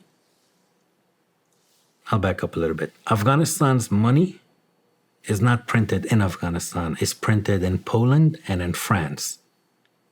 Okay? Now, there is cost associated with printing currency, Afghan currency. And so they have offered to pay for the printing cost of that fund, that money, unlimited amount of money that will go to the Taliban-controlled central bank. Another way, they have offered to give, pay for the booklets, the passport booklets. Afghan passports, the booklets are not printed in Afghanistan. They're also printed in Europe. Now, there's a cost associated with that. They have offered to pay for that. Now, once those passport booklets, millions and millions of them, are printed, they're shipped to Afghanistan and given to none other than Sirajuddin Haqqani, his passport department. And then he issues it every Thursday, Holy Warrior Day, at the passport department. He gives it to them, generating more money. Is this negligence or is this on purpose? Knowing that Mr. Biden is very familiar, the Secretary of State Antony Blinken is very familiar with one of the board members and his wife from the time when Mr. Joe Biden was Chairman Joe Biden of the Senate Foreign Relations Committee. Now, the wife of that board member, Anwar Ahadi, is none other than Fatima Gailani. Fatima Gailani is a very interesting woman. If you just Google her name, you will be surprised with the things she has to say that support the Taliban, her pro-Taliban statements. She has known Mr. Joe Biden since 2001, right after the 9/11 attacks. In fact, Joe Biden very heavily relied on the advice of Fatima Gailani while he was Senate Foreign Relations Committee making decisions that would affect the future of Afghanistan. There are a number of key individuals in this whole thing, from going back to the first, the resistance against the Soviet Union. Those same individuals were there when 9/11 happened. They were there when America was about to go at war. They had a very important role in propping up Hamid Karzai to be the president. They were friends with Ashraf Ghani. They, in fact, had roles in the Afghan government. And then during the evacuations, these same individuals were involved. And now, when the Taliban are back in power, those same individuals are the decision makers. Anwar Ahadi, Shawn Rabi, Fatima Gailani, Zalmay Khalilzad. Someone needs to look into all of these individuals. They're not unknown. Zalmay Khalilzad, he was investigated by the FBI for money laundering while he was the US ambassador for Afghanistan. So this isn't negligence. It's by design. It looks that way from my point of view. I don't see how you could see it any other way. I agree. But then again, it's all up to the American people. What I can do through the Shawn Ryan Show, through your platform, is give the people, these people that I love so much, give them this information. It's their government. Now, what you do at this point, after you have investigated these matters, that's the only thing that matters. You have that right to put that man in the White House, and you did. Now you have that right to take him out of the White House and put him back in his basement. Now I'm only speaking as an American veteran now. I have to be careful.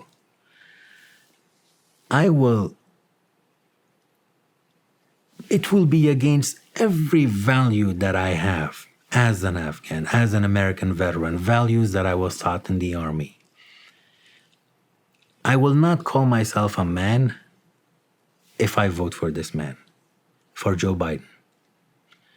I will be betraying every value that I have if I vote for this man. I know if Mr. Biden wins this election, the Taliban will stay in power for another 4 years. There's a good chance the Taliban will stay in power for another 4 years. Mr. Joe Biden has had so many opportunities to correct this with just one phone call. He has not. He can pick up a phone today, call Commander Massoud, call Mr. Amrullah Saleh, the acting president of Afghanistan, end this. He has not. And I don't think he will. And so I'm only going to talk to veterans at this point. Look, like all of you guys went and you served in Afghanistan and you sacrificed and you did all of these things, which are appreciated by the Afghan people. Now ask yourself, the question is not if the Afghan people, if we appreciate your sacrifices, because we do. And Commander Massoud has said this on Scott Mann's podcast. He's very grateful to the American veterans for their sacrifices. Ask if your commander-in-chief, if the current commander-in-chief appreciates your sacrifices. And then decide based on that. Decide whether you want to vote for this man. Once again. That's a damn good point. Look, and the simplest way I could say it right here, right now, American taxpayer money, your tax dollars, are funding the Taliban right now. And this has been going on since September 2021. On a weekly basis, the United States, the current administration, Mr. Joe Biden, has been sending $40 million, not from his own checking account. It's the US payers, Americans' tax dollars. He's sending them $40 million cash every week that ends up in Afghanistan. And it's a very complex system.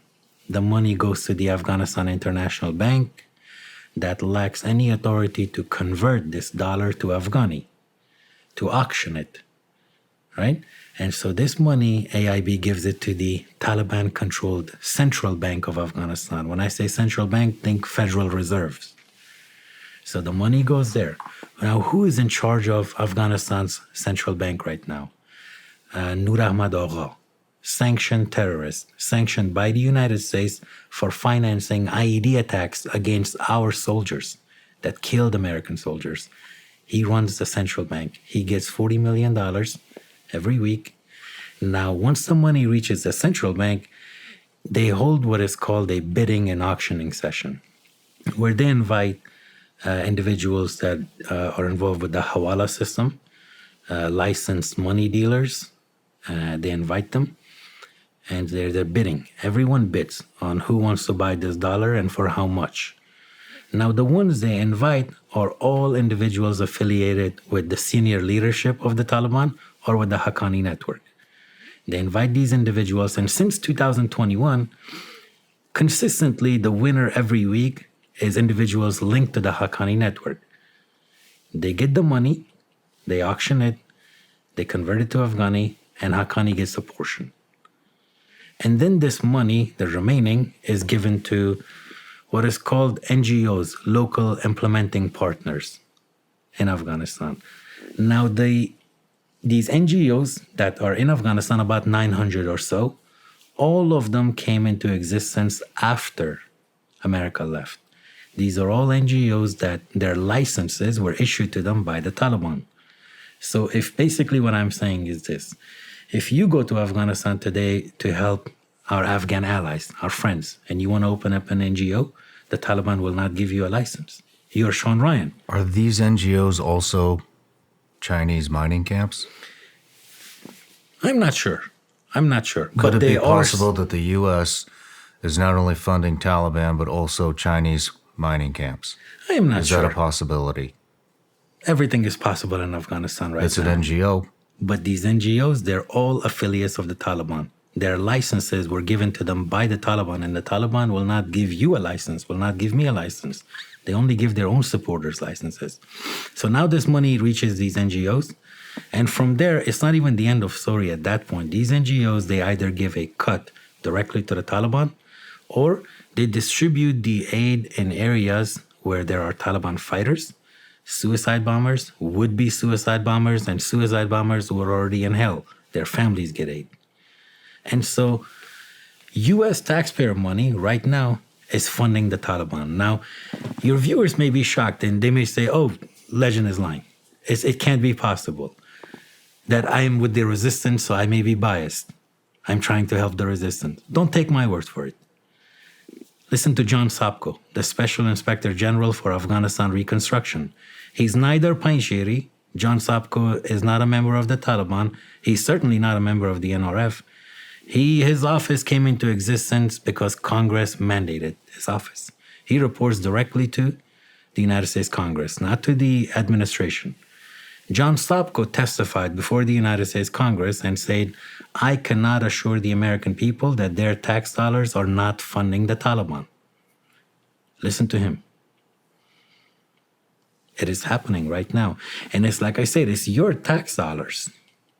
It's your tax dollars going to the very individuals who killed hundreds and thousands of American soldiers, injured so many Americans, killed hundreds of thousands of Afghans, and right now they're hosting Al-Qaeda and ISIS and everyone else who are planning to attack you again. And you're funding it. I'll tell you this, the situation is so bad. Back during the first reign of the Taliban, we used to say, the resistance used to say, if Pakistan used to be the main supporter, financial supporter of the Taliban back then. And the Afghans used to say, if Pakistan stopped supporting the Taliban will crumble in 1 year. Today, I'm telling you, if America stopped supporting the Taliban, stopped sending 40 million to the Taliban, you will see the Taliban crumbling in under a year. The Taliban is a dying regime. The only thing that's keeping it alive at the moment, since 2021, is this $40 million injection that the US keeps putting in the arms of this dying Taliban every week. It's that bad. What about China? We already discussed it. China I mean, they're also helping. Yes, What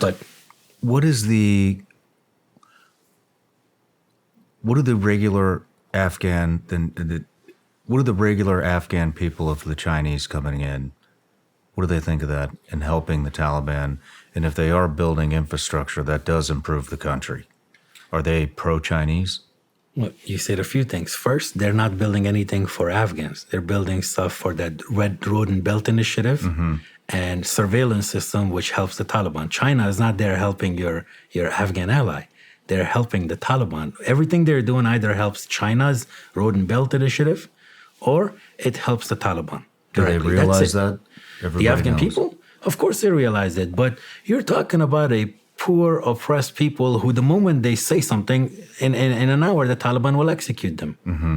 There is no freedom of speech in Afghanistan. Mm-hmm. What I have said to you right now, if I had said 2% of this publicly in Afghanistan, I would be executed by now. Yes.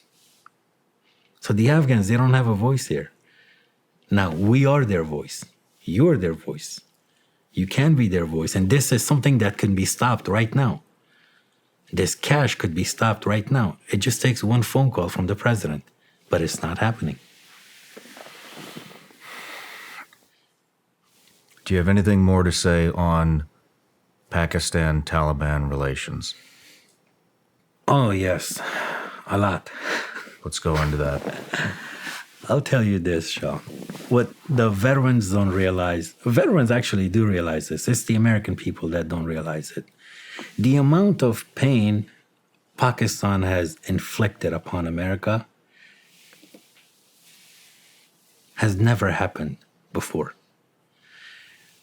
Behind all of the problems that America had in that region and still faces all the threats is the hand of the Pakistani government, the general headquarters, and the Pakistani ISI, their CIA, Pakistani CIA, basically.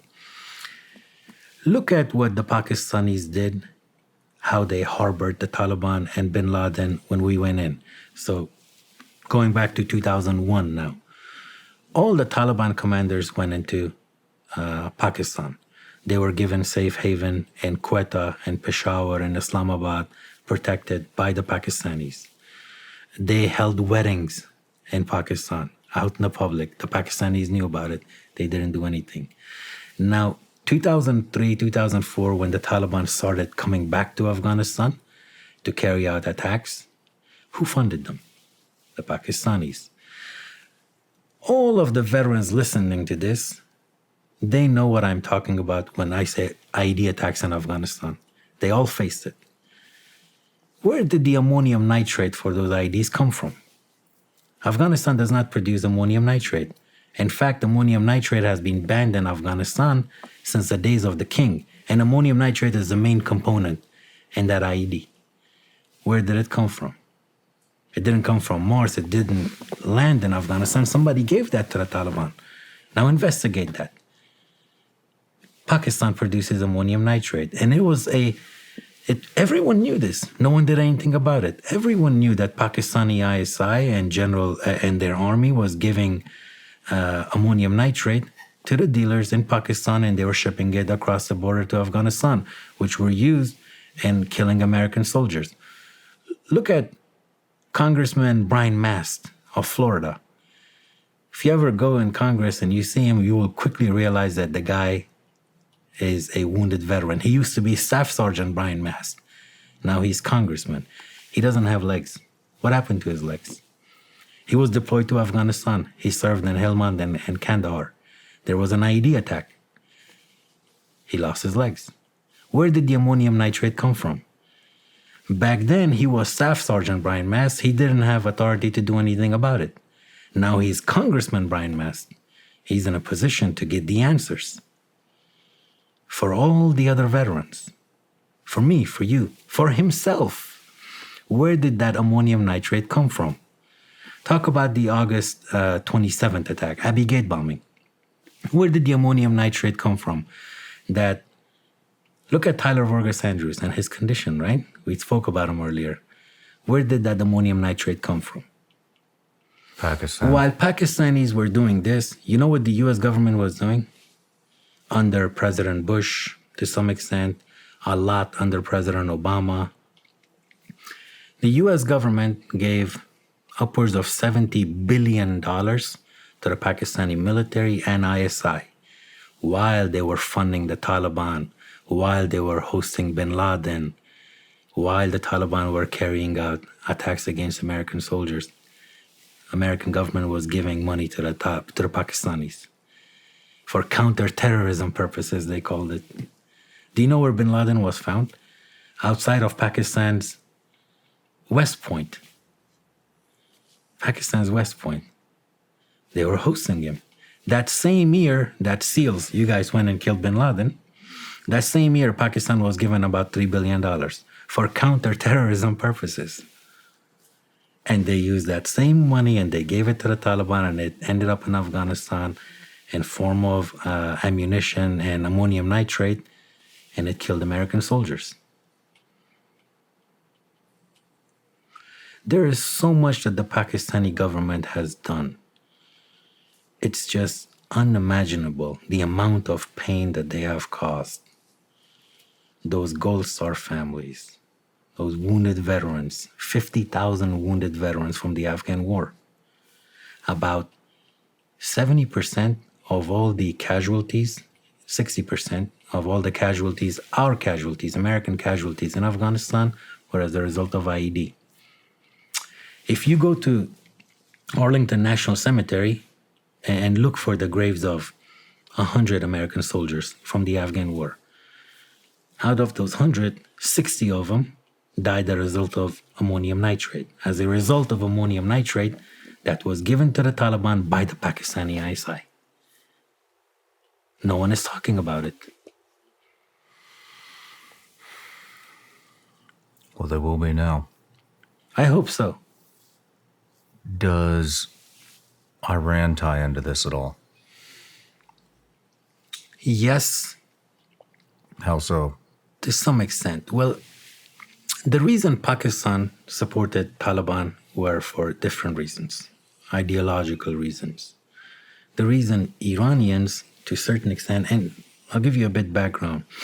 During the first reign of the Taliban, when the Taliban had first come to power in 1996, Iran used to support the resistance to fight against the Taliban. They had no links with the Taliban. Iran, in fact, back then almost went to war.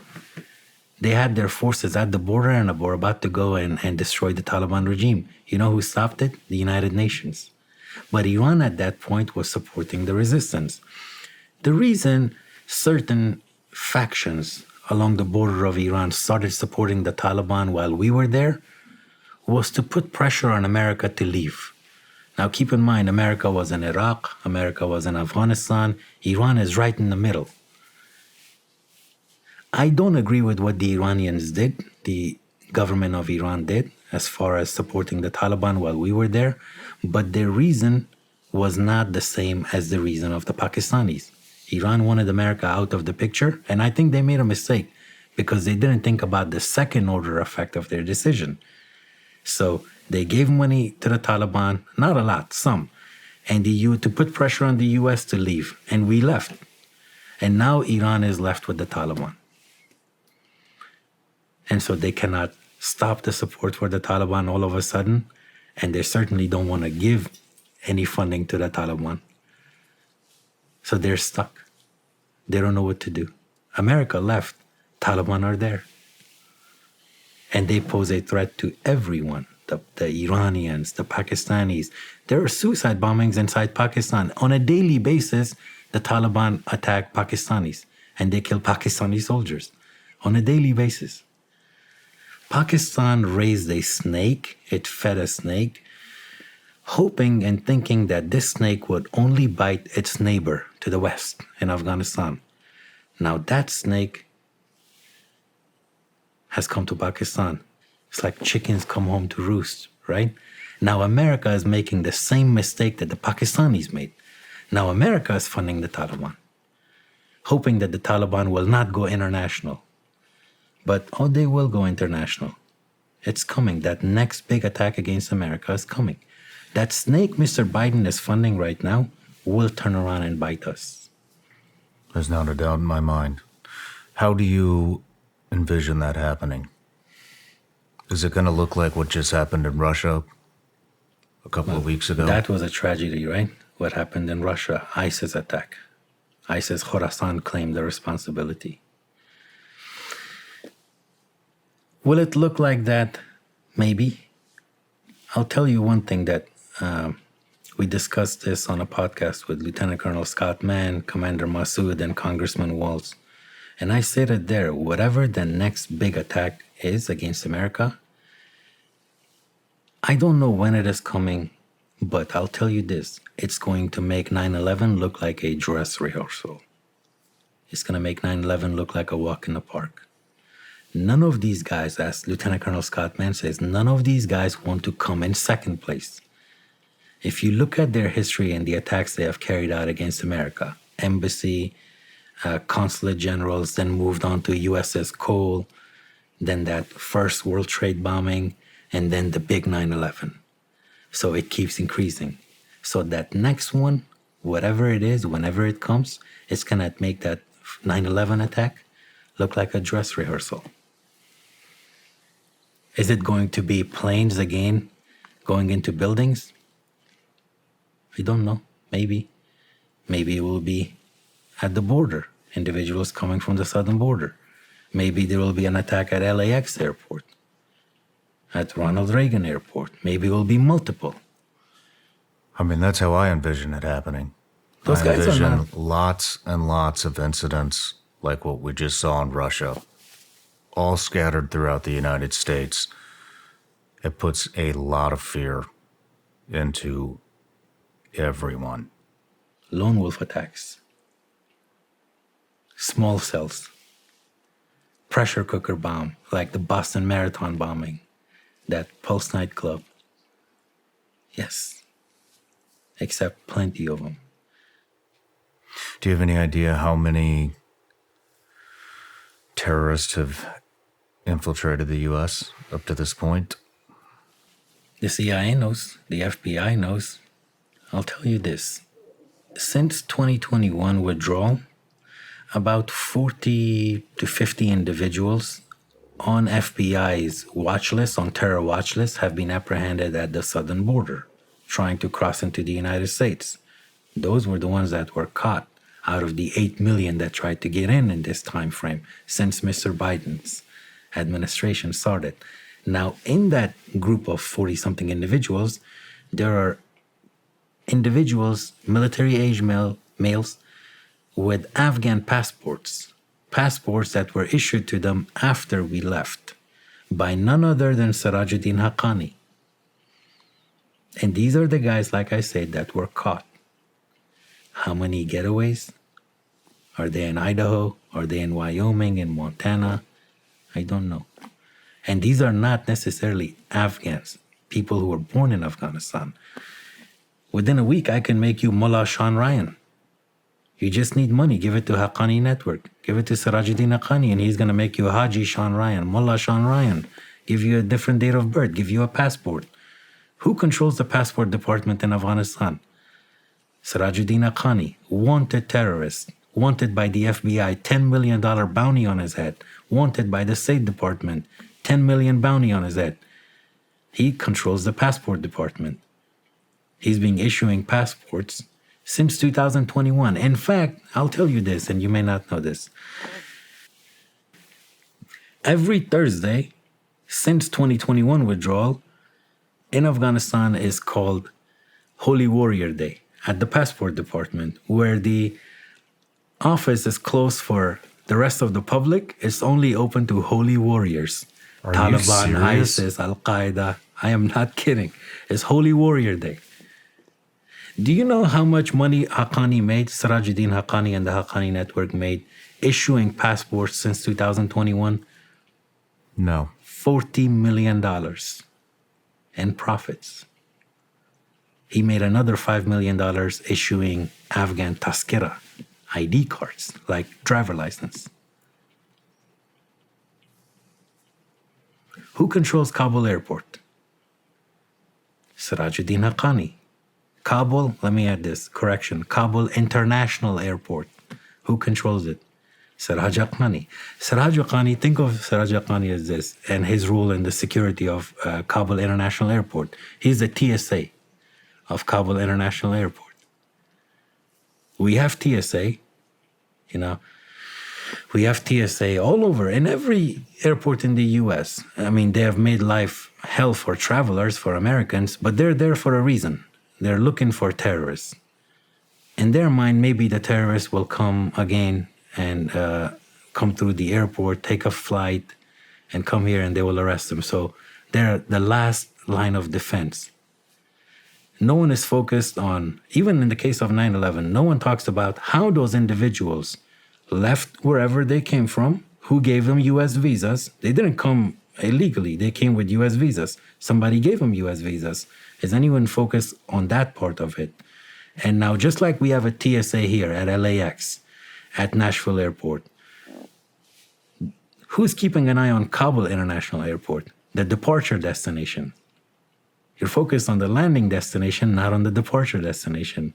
In fact, the departure destination is controlled by Sirajuddin Haqqani. Am I making sense? Yeah.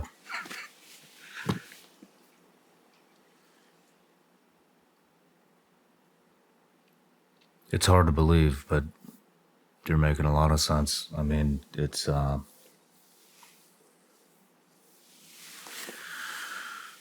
when do you think we'll start to see these attacks? If we compare the first reign of the Taliban to today and the presence of foreign terrorists in Afghanistan, in terms of timeline and history, I would say we're somewhere in 1999. Maybe a year, 2 years. Al-Qaeda is in Afghanistan. ISIS is there. You're already seeing it. You've seen suicide bombings in Iran. You've seen suicide bombings in Pakistan. You've seen suicide bombings in Moscow. There was an attempt to blow up, if I'm not mistaken, your Swedish parliament by ISIS. It's already happening. There was a young man from the state of Maine. Not too long ago, he picked up a machete and started attacking New York cops because he was inspired by the Taliban. There are gangs in California who are receiving inspiration from the Taliban. They're talking about how they went to Taliban-controlled Afghanistan, and they're showing Taliban flags. They're talking about the repression of women carried out by the Taliban, but they don't see it as repression. This is Islamic, they say. This is part of Islam. You literally have American youth brainwashed by the Taliban right here. They think what happened in 2021 was a victory of the Taliban, a military victory of the Taliban, a military victory. They think the Taliban are glorious heroes. This is really what's happening right here. What do you think they're waiting for? Why haven't they hit us yet? It's a long-term thing. And like I said, don't say they haven't already attempted. They have. Like I said, individuals on terror watch lists were apprehended. Yeah, now, if they had not been apprehended, with that many people coming across the border, it is impossible to keep tabs. I mean, they have no idea who's coming through. Exactly. None whatsoever. And so to be able to, they caught 50 out of how many did you say? Was it 8? Is it 16 million? I can't remember. The about number 8 million changes. getaways, I think. Is it 8 million? About 8 million that have illegally. So they caught 50. Yeah. And these are the 50 In they a have pool caught. of 8 million people. I'll tell you this. In San Diego, in jail, there, Border Patrol, honorable, brave men and women, Border Patrol, they caught one about 2 weeks ago. And he's still in jail. It doesn't, that threat that this individual, his passport issued with him by Haqqani Network, he's on a terror watch list, this has not made headlines. None of the mainstream media are talking about it. The American people, they don't even know. I don't know if they want to know. I think the American people are becoming very accustomed to just, they want to be lied to. They want to be told everything's okay. And it's getting worse. Do you think that maybe that the terrorist organizations haven't struck yet because things are wide open right now? It's easy to infiltrate. Do you think they'll wait until there's stronger leadership, until infrastructure begins to lock up and not allow them through? Are they patient enough for that? They're very patient. They're very patient. But is that why they haven't? I'm not going to say it. I honestly, I can take guesses, but I don't know. Maybe the day you release this, there will be a terrorist attack. Do I think it is coming? Absolutely. Do I know exactly why they haven't done it? I don't know. But are they here? Yes.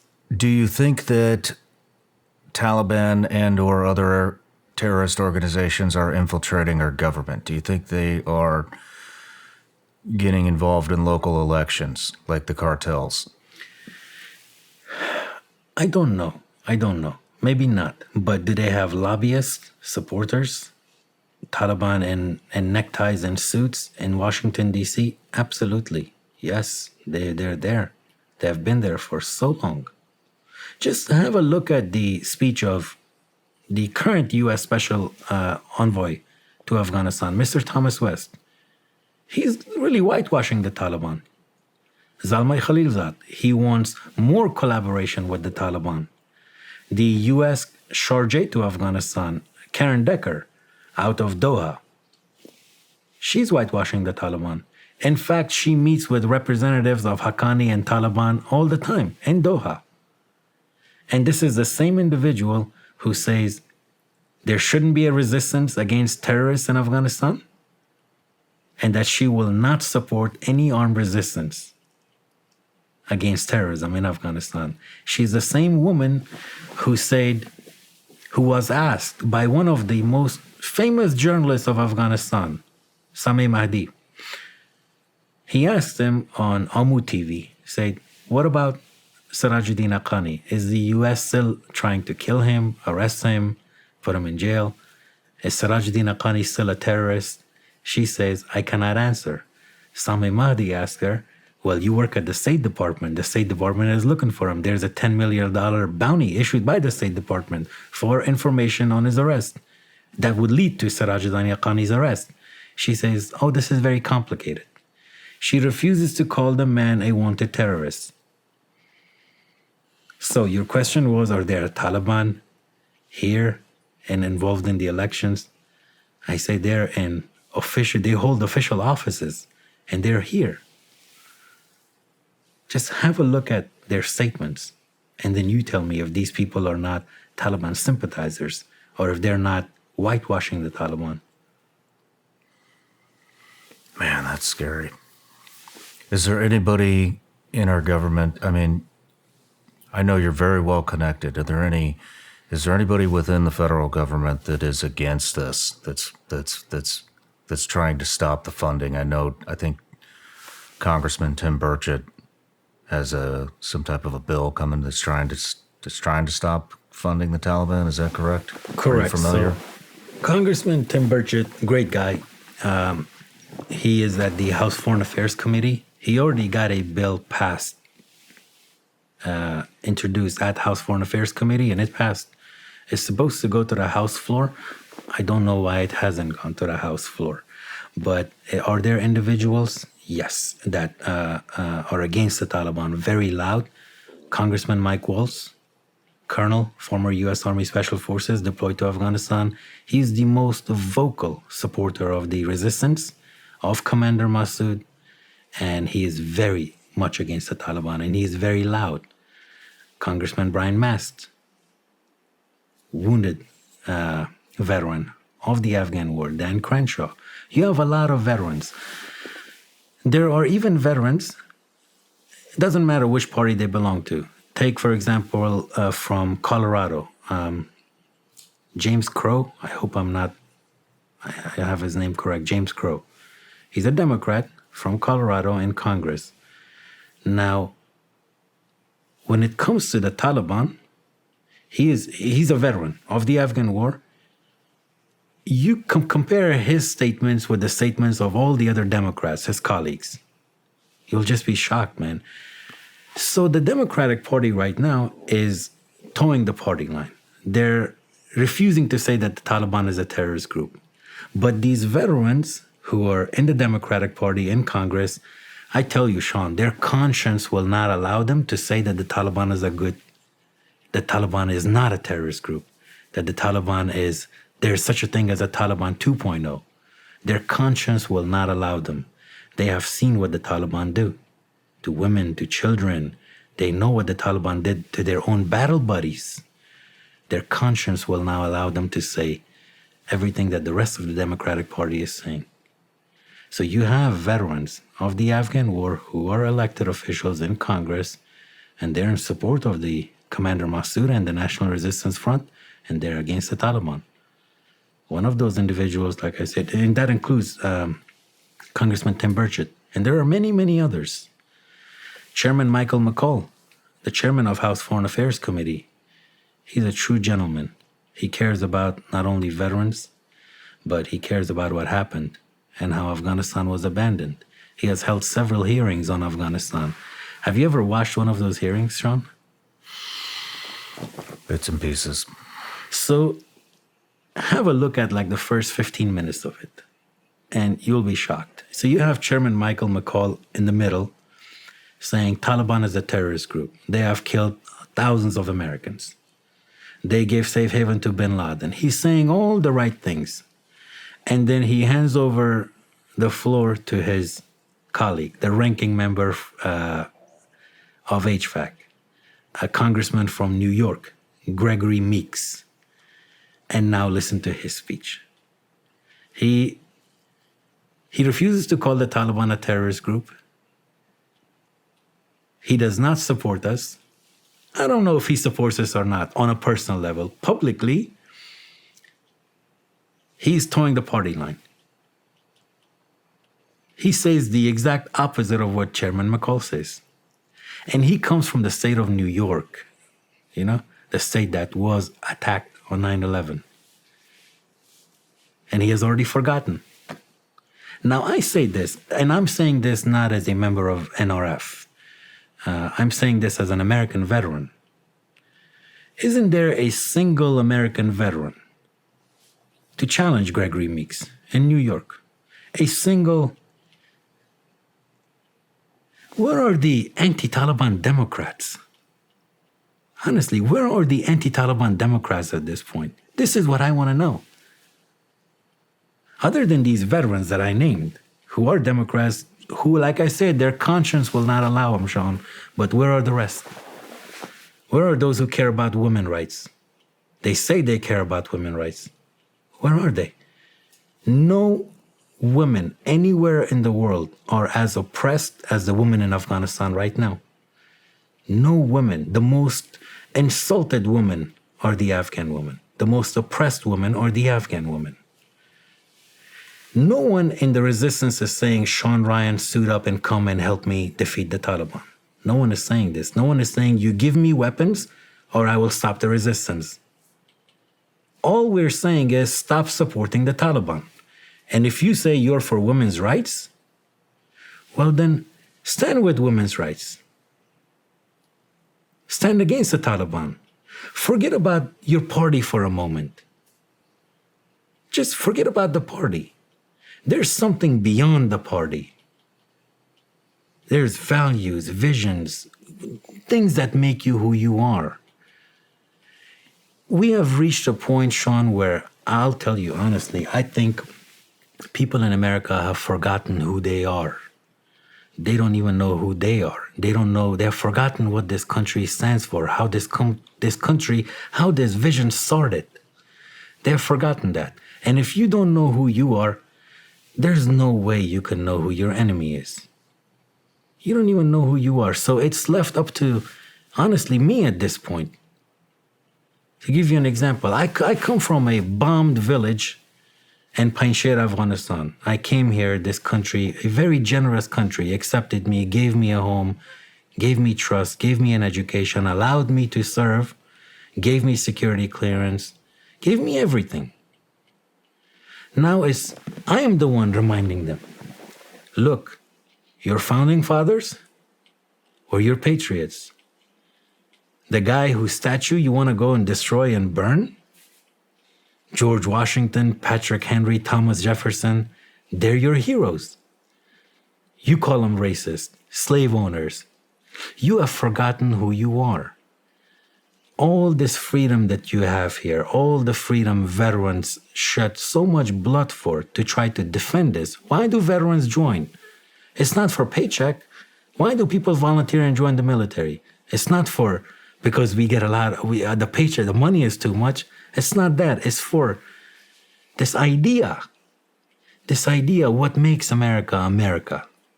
In order to keep this, we join, we sacrifice.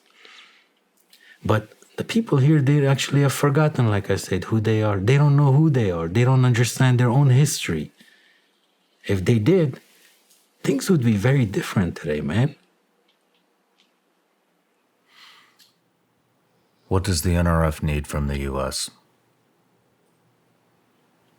right now, Right now. I'm gonna surprise you. Like I said, I'm not gonna say weapons.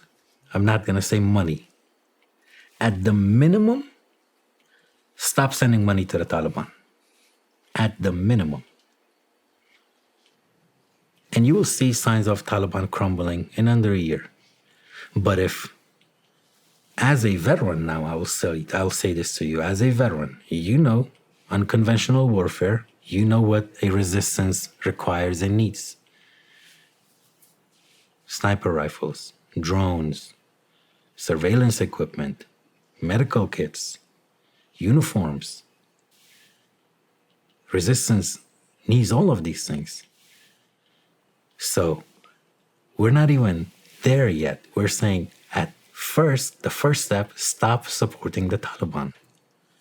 But if you really want to go and support, well, then you want to just turn the tables, then these are the things that every resistance requires and needs. And keep in mind that what is happening in Afghanistan, it's not just for Afghanistan. The battles that are being fought there, the resistance that is fighting terrorism, this is an international terrorist group. It's not even about Afghanistan at this point. There's nothing else. What I mean by that is there's nothing else the Taliban, Al-Qaeda, ISIS, and Haqqani could do to us at this point that they haven't done already. Our children are already in madrasas, brainwashed. They're going through this brainwashing school to become the future terrorists, suicide bombers. Our daughters cannot go to school. 20 million women in Afghanistan are not part of society. The Taliban brought in everything they could against the NRF, and they failed. They brought Pakistani air support. They brought Haqqani, Al-Qaeda, ISIS. They couldn't do anything. We're still alive, and we're still resisting. It's no longer about Afghanistan. At this point, it's about America. It's about what it means to be an American. It's about these guys are coming for you. What are you going to do? It's about who you are as an American. Keep this in mind. And I say this as a person who came from Afghanistan and this country took me in, and what I have seen in America. When lights go off in America, lights go off everywhere. It's no longer about us. It's about you. Legend, I got one last question. I think we've pretty much covered just about everything. But my last question is, I think there is a very high probability that the U.S. is going to have to intervene within the Afghanistan borders again in the future. Our kids are going to be fighting there.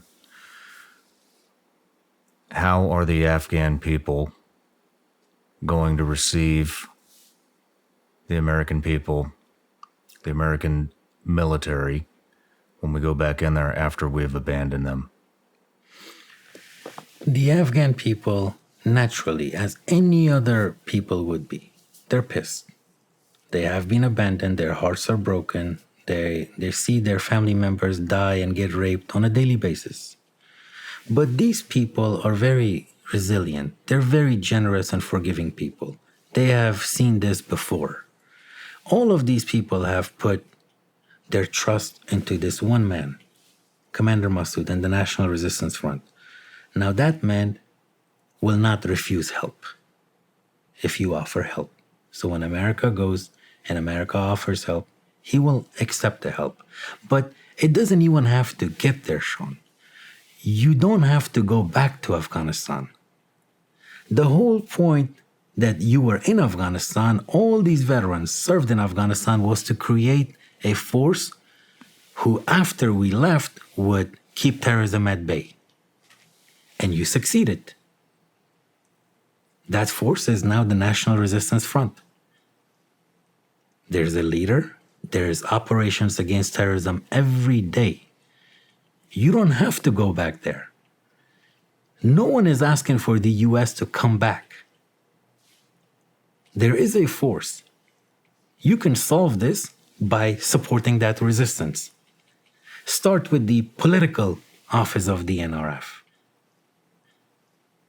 Start anywhere. But we don't have to go there. Our kids don't have to go there. Our kids could stay here. Focus on everything else.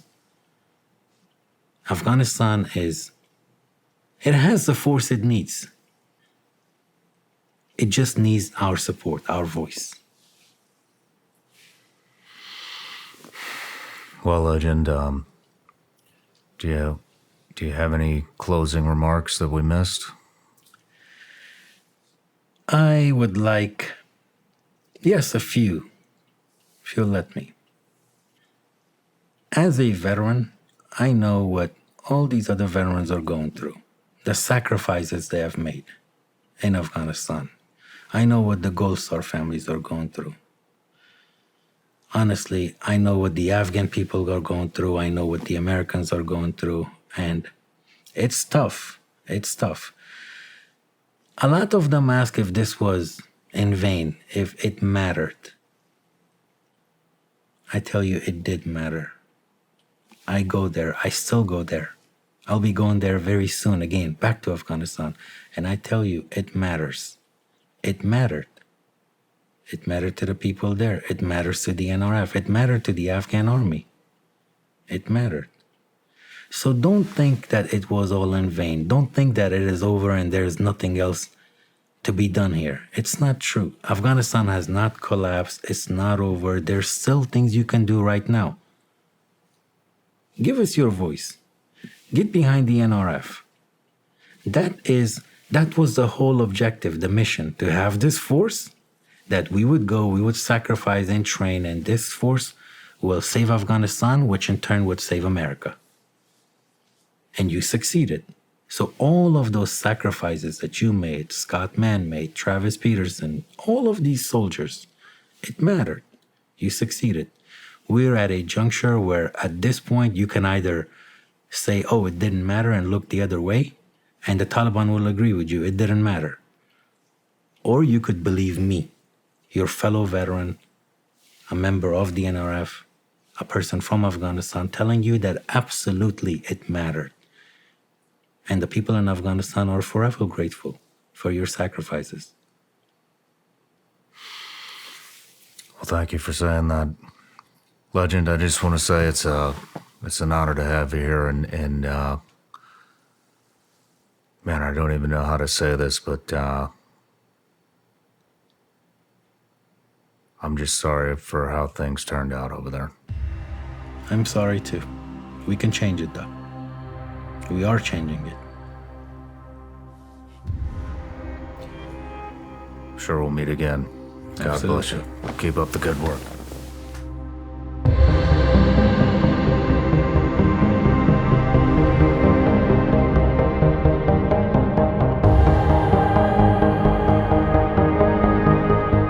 No matter where you're watching Shawn Ryan Show from, if you get anything out of this, please like, comment, subscribe, and most importantly, share this everywhere you possibly can. And if you're feeling extra generous, please leave us a review on Apple and Spotify podcasts.